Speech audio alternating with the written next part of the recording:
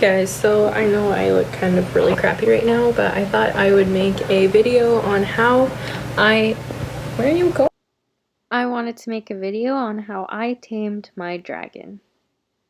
I'm just gonna start off the bat by saying obviously not a professional reptile person, so this video is just what I did. If you have an angry dragon, I hope this video helps you, because I know it kind of hurts a little when you see everyone out with their dragon enjoying life and your dragon just wants you to die.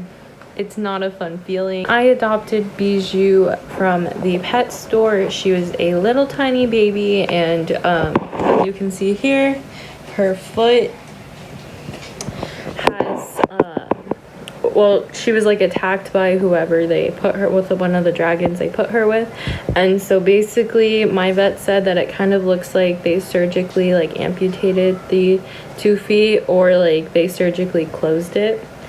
And as you can also see right here, her tail is like permanently fractured. Now this, for a little baby dragon having to go to the vet and obviously deal with these injuries, is not, that's like not a good experience with people. So when I first got her, she like hated humans. Like anytime I'd come near her cage, instant like Blackbeard, and then anytime I'd have to try and pick her up, like whether to give her medicine or just give her a bath, you know, the Blackbeard, she would start puffing it out, and then as she got a little bit older, she'd start like opening her mouth and going like and then like hissing a lot, and then she would like her tail, she would start like, you know, like rolling it and flapping it, and she'd like pancake out and stick her spikes out, and she tried to like attack me. Well, I mean, she wouldn't like come at me like attack me, but like she was trying to threaten me off. Now granted, she was a little tiny baby, so it was not scary at all, but you know, when a tiny little dragon is trying to tell you you're a big threat, it kind of, you feel bad.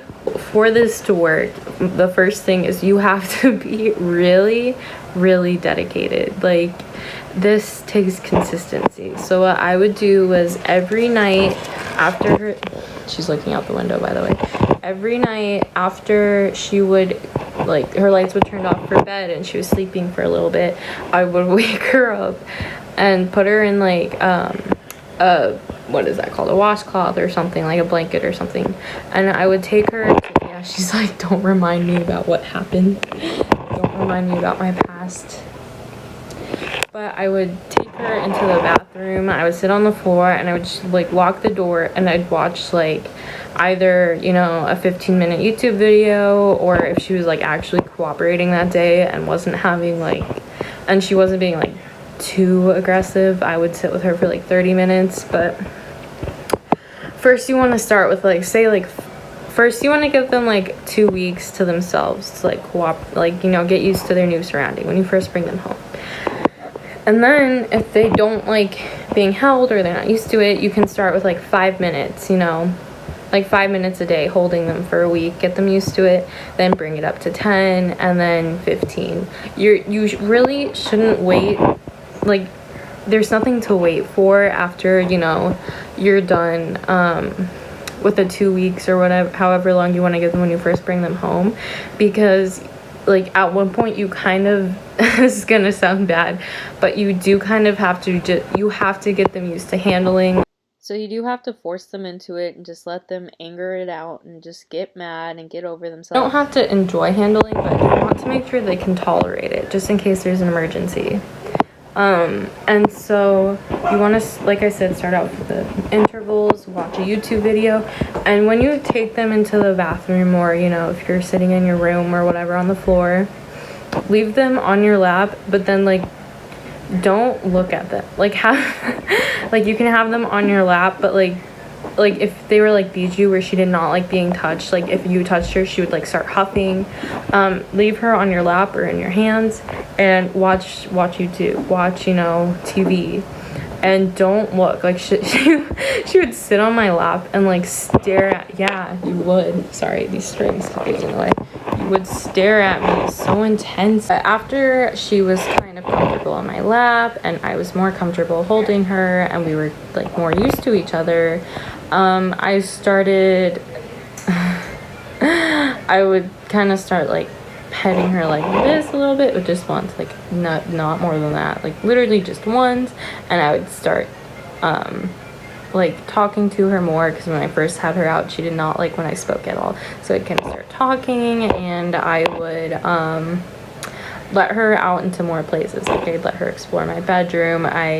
When we moved her into this room, obviously this is like her own room besides now the guinea pigs, but she kind of had more space and I had more space to let her like roam around. Like I'd let her on the floor and run around, and let her kind of like get used to just chilling with me, you know, like just have her out and do homework and stuff like that. She's never once pooped out of her enclosure besides in her bath, or pooped on me, so that was never an issue for me. I don't know if maybe your dragons are different, so you might want to expect to have to clean up poop, but I've never had that issue. And then also, because she was so little, she had to eat like a lot of bugs, and so to kind of break the like, oh, you're a scary person, like large person, I would take tongs and I would like kind of hand feed them that way, so I wasn't touching the bugs, because I'm sorry, but I can't do that. But she would still kind of associate me like, oh, like human, food, good thing. I think it took, I honestly want to say almost a year for her to be okay with me handling her, and for me taking her out of her enclosure and getting comfortable around other people. She really loves looking out the window, so what I would do is, like, when I'm preparing her food or something, and if I have like time in the morning, obviously it's quarantine, I have a lot of time, so I would just kind of I take her out and let her sit and look out the window, and sometimes I'll let her eat out here, and just again have her realize like I am not going to harm her and she's safe with me here.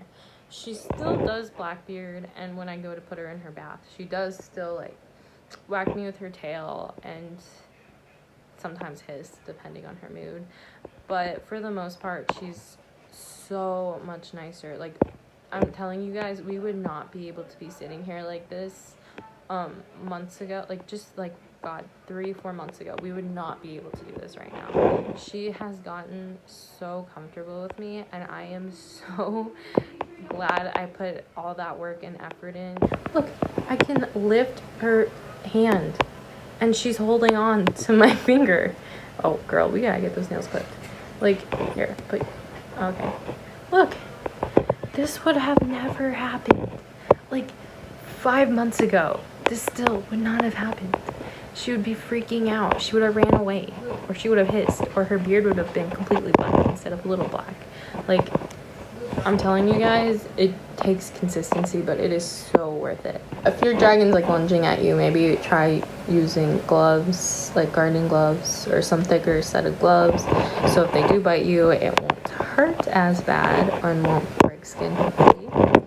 And then maybe start by holding them in their enclosure, because when I realized she was afraid of me, instead of taking her out too, I would just start off by like holding her. Again, she wasn't lunging at me. And if you are out there with an angry dragon, know that eventually you can get to this point. She still doesn't like being held, not a huge fan of being touched still. She'd much rather be out, like, and I can be near her, but she still doesn't really want me like holding her or like cuddling her like some people do. Cuddling. But now, like, we can be in this together, and she doesn't want to eat me. So, no, it can get better. And once again, this was like months-long process. This did not just happen in a matter of 2 or 3 months. There's no like set time span. Your dragon is going to accept you as part of their life when they accept you. There is like no timeline on this. It's some dragons you can tame them within 2 months, and like mine, it will take way longer. It's just however fast they accept you. I chose to have her out late at night just because that's when she was like really tired, so it was, you know, she wasn't as like energetic if that makes sense. Like, she wasn't as reactive as she would have been earlier in the day, wide awake, because she was kind of sleepy. And that really helped us out too. That really helped us out to get to a point where, like, finally during the day it was okay to take her out and I could still, like, handle her sassiness, but it wasn't, like, too much. You really just have to take it slow. I know no one wants to hear that, but there's no secret way. It's just whatever, however they're doing is, you gotta work with it. Thank you so much for watching this video. Please like, comment, subscribe. Let me know what other videos you'd like to see me film with Bijou or any other of my, sorry, I know I keep speaking too much, or any of my other animals. Thank you so much for your support, and I'll see you soon. Bye.